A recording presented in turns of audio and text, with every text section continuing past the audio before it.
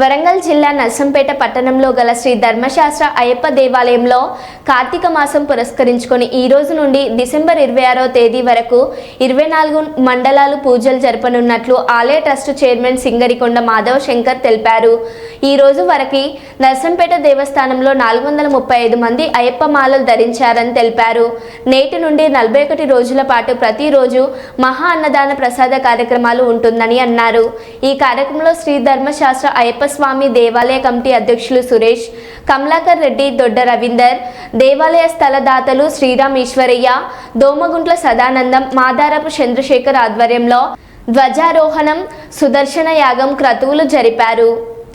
కాగానే మండల పూజా మహోత్సవాన్ని శబరిమలలో ఏ విధంగా అయితే సంస్కృతి సాంప్రదాయం ప్రకారంగా ఏదైతే జరుగుతున్నటువంటి కార్యక్రమాన్ని పురస్కరించుకొని దాన్ని ఆదర్శంగా తీసుకొని మన దేవాలయంలో ఈ యొక్క మండల పూజా మహోత్సవాన్ని నిర్వహించడం ఆనవాయితీ. మరి ఈ సందర్భంలో ఈ కార్యక్రమానికి హోమగుండ ఆవిర్భావం అక్కడ మనం ఈ యొక్క అన్నదానం నిర్విఘ్నంగా కొనసాగాలనే సంకల్పంతో హోమగుండాన్ని కూడా ఆవిర్భావం చేసుకోవడం జరిగింది. ప్రధానంగా ప్రతి కార్యక్రమానికి విజయాన్ని అందించేటువంటి సుదర్శనుని యొక్క అనుగ్రహంతో నిర్వర్తించే కార్యక్రమం కనుక ఇప్పుడు అక్కడ సుదర్శన హోమం అనేటువంటి కార్యక్రమం నిర్వర్తించడం జరుగుతుంది. అందులో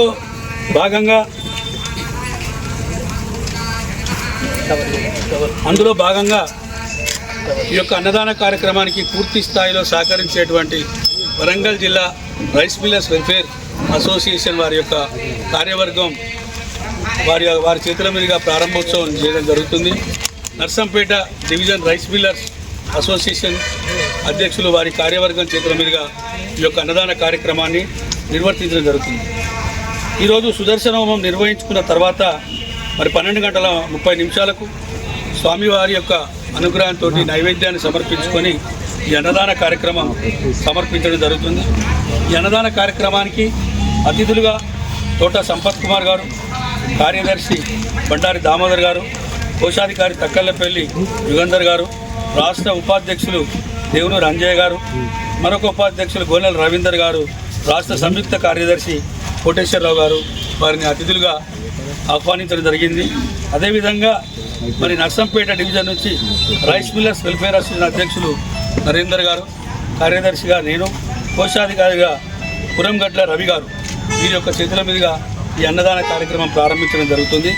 మరి అదేవిధంగా తోటి సోదర జిల్లాలో ఉన్నటువంటి హన్మకొండ జిల్లా వారిని కూడా ఆహ్వానించడం జరిగింది.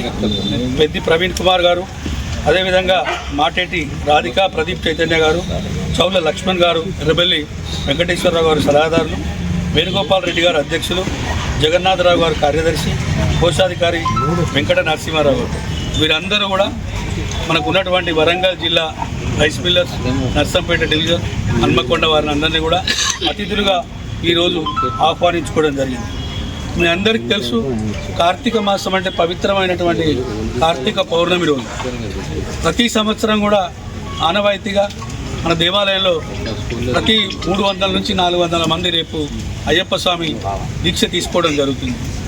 అది అంతేకాకుండా మరి అక్కడ ఉన్నటువంటి మండల పూజా మహోత్సవం కనుక శబరిమలలో ఏ విధంగా అయితే మహాధ్వజానికి పూజ చేస్తారో, ఆరోహణం చేస్తారో, అదేవిధంగా శాస్త్రోక్త రీతిలో మన దేవాలయంలో ధ్వజస్తంభానికి రేపు మహాధ్వజారోహణ కార్యక్రమం కూడా నిర్వహించడం జరుగుతుంది.